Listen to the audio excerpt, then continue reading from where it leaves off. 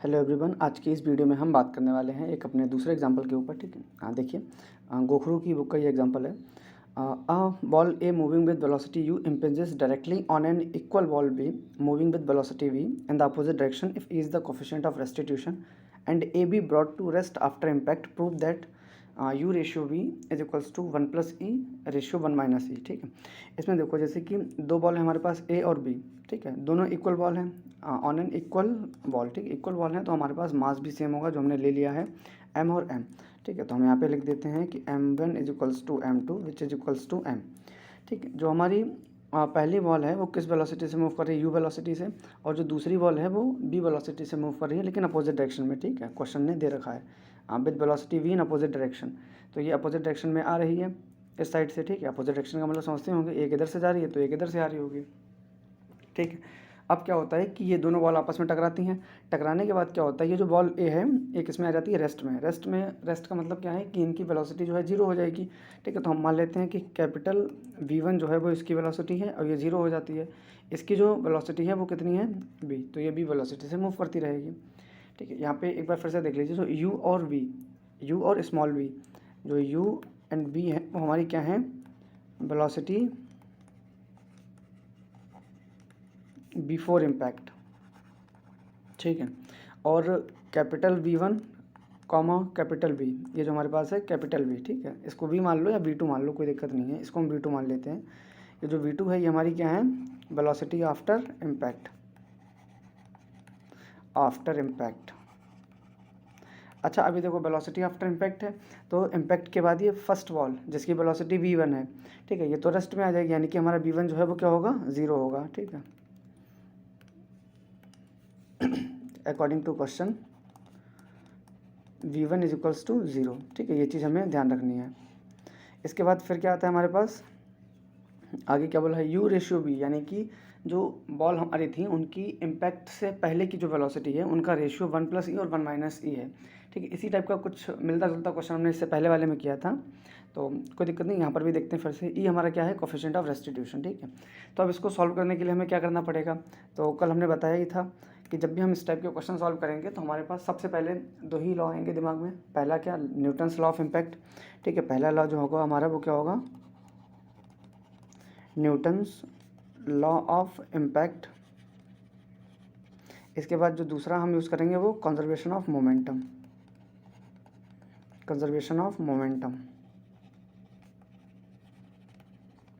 ठीक है, इन्हीं दो की हेल्प से हम इम्पैक्ट के सारे क्वेश्चन करेंगे, फिलहाल तो डायरेक्ट इम्पैक्ट में। ठीक है, क्योंकि ये डायरेक्ट इम्पैक्ट का ही क्वेश्चन है।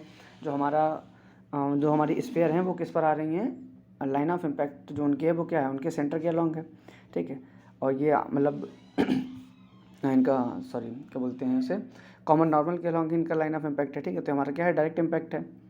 ठीक है, डायरेक्ट इम्पैक्ट यही तो था कि जब हमारी दो बॉल लाइन ऑफ इम्पैक्ट के अलॉन्ग कोलाइड करती हैं। अब अगर ये किसी दूसरे एंगल से आके ये कोलाइड करती हैं, जैसे ये वॉल लगी, ये वॉल हो गई, अब ये लाइन ऑफ इम्पैक्ट तो इनकी ये इनका जो है कॉमन नॉर्मल तो इनका ये है, लेकिन ये जो आ रही हैं वो किस डायरेक्शन से आ रही हैं, किसी थीटा एंगल पर आ रही हैं, तो ये क्या हो जाएगा, हमारा ऑब्लिक इम्पैक्ट हो जाएगा। ठीक है, ये चीज़ें हम फिलहाल देख चुके हैं डायरेक्ट इम्पैक्ट के बारे में।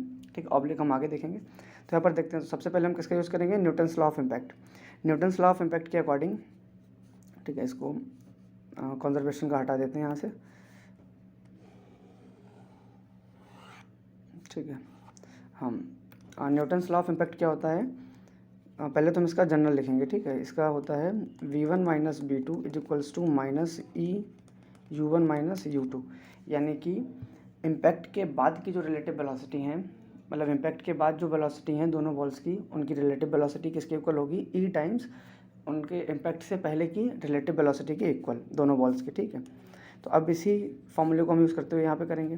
तो v1 हमारा क्या होता था, बॉल्स की इम्पैक्ट के बाद की वेलोसिटी। ठीक है, लेकिन हमारे इस क्वेश्चन में v1 क्या है, कैपिटल V1 है। ठीक है, और जो कैपिटल V2 मतलब इम्पैक्ट के बाद जो दूसरी बॉल की वेलोसिटी है वो क्या है, कैपिटल V2।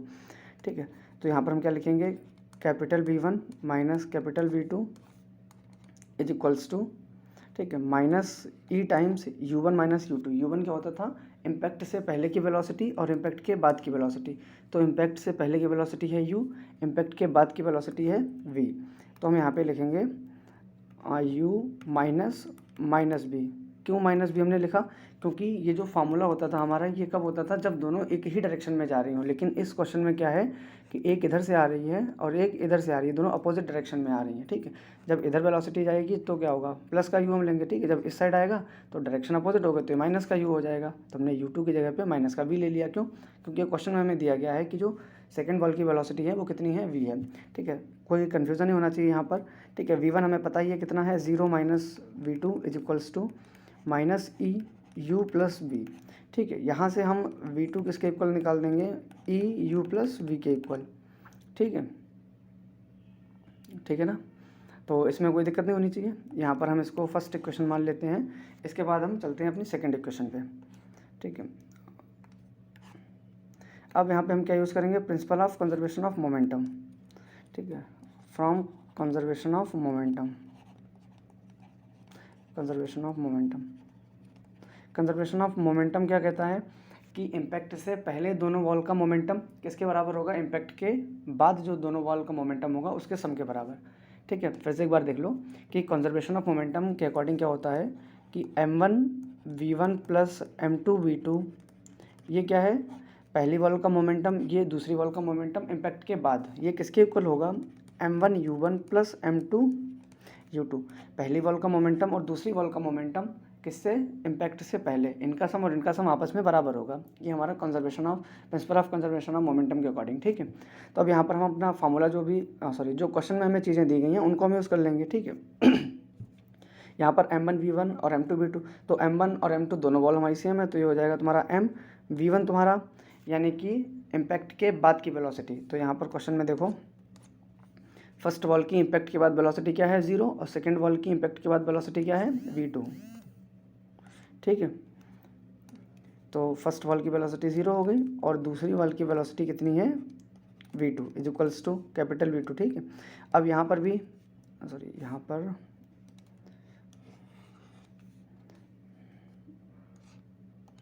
यहाँ पर m2 की वैल्यू भी m है ना, तो यहाँ पे mv2 हो जाएगा, ठीक है।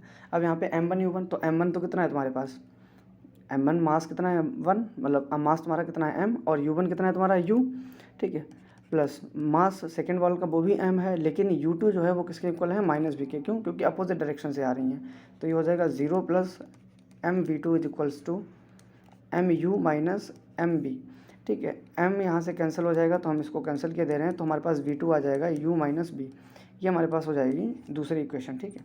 अब फर्स्ट और सेकंड इक्वेशन देखो, यहाँ पर फर्स्ट इक्वेशन हमारी क्या थी, v2 is equals to e u plus b, ठीक है। तो यहाँ पर हम लिख देंगे v2 is equals to e u plus b, ये हमारी क्या होगी, थर्ड इक्वेशन, मतलब फर्स्ट वाली है, इसको हमने यहाँ पर नोट कर लिया, ठीक है। अब यहाँ पर हम क्या कर सकते हैं, कुछ गड़बड़ हो गई क्या, एक सेकेंड, ठीक है, हाँ सही है, मतलब जो भी चीज़ें हमने लिखी हैं वो सही लिखी हैं, ठीक है। अब देखो ये दोनों का राइट साइड इक्वल, मतलब लेफ्ट साइड इक्वल है, तो हम ये भी बोल सकते हैं कि राइट साइड भी इक्वल होगा। भाई इन दोनों का यहाँ पर ये वाला अगर पार्ट दोनों v2 के इक्वल हैं, तो हम ये कह सकते हैं कि ये दोनों भी आपस में इक्वल होंगी, ठीक है, बिल्कुल होंगी। तो यही चीज़ को हम आगे लिखेंगे यहाँ पर e u minus b, sorry e u plus b is equals to क्या था, e u plus b is equals to u minus b is equals to u minus b, ठीक है। ये जो v हमने लिखी है यहाँ पे ये स्मॉल v हैं, ठीक है, जो कि हमें क्वेश्चन में दी गई हैं। कैपिटल v2 हमने माना था, जो कि अब हमारा एलिमिनेट हो चुका है। अब इसको अगर हम सॉल्व कर लें तो e u plus e v is equals to u minus b, sorry u minus b, ठीक है। अब इनको सॉल्व कर लेते हैं, तो e v plus v is equals to e u plus, not e u plus, ये होगा यहाँ पर हमारे पास u माइनस ई यू, ठीक है। यहाँ पर हमने क्या किया है, इस v को यहाँ पर ले आए हैं और इस u को वहाँ पर लिए गए, तो क्या हो जाएगा ये e प्लस 1, और इधर हम u सॉल्व करेंगे तो कॉमन ले लेंगे तो आ जाएगा 1 माइनस ई। इस e प्लस 1 को हम 1 प्लस ई भी लिख सकते हैं, ठीक है। तो इसको हम इस तरीके से लिख देंगे, ठीक। अब यहाँ पे हमें किसका रेशियो चाहिए था, u बाई वी का, ठीक है। यहाँ पे हमें रेशियो किसका चाहिए था, ये देखो u रेशियो v चाहिए था, ठीक है। तो अब हम इसको सॉल्व कर लेंगे, u रेशियो v, तो u अपॉन v किसके इक्वल हो जाएगा, ठीक है। देखो ये आ जाएगा तुम्हारा 1 प्लस ई अपॉन 1 माइनस ई, ठीक है। इसको हम और इस तरीके से लिख सकते हैं रेशियो में, U ratio V is equals to 1 plus E ratio 1 minus E। ठीक है, आसान सा क्वेश्चन था। एक बार फिर से देख लेते हैं यहाँ पर हम कि हमने क्या क्या किया है।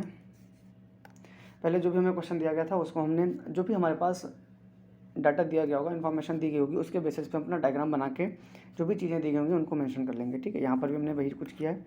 इसके बाद फिर क्वेश्चन के अकॉर्डिंग जो पहली बॉल थी वो हमारी रेस्ट पे आ जानी चाहिए थी, तो रेस्ट पे आने का मतलब क्या है, वेलोसिटी जीरो हो जाएगी, तो इम्पैक्ट के बाद V1 वेलोसिटी है वो जीरो होगी, तो ये हमने यहाँ पे लिख दिया। ठीक है, न्यूटन्स लॉ ऑफ इम्पैक्ट लगाएंगे, principle of conservation of momentum लगाएंगे। इन्हीं दो लॉ को लगा के हमें अपना क्वेश्चन का आंसर मिलने वाला है।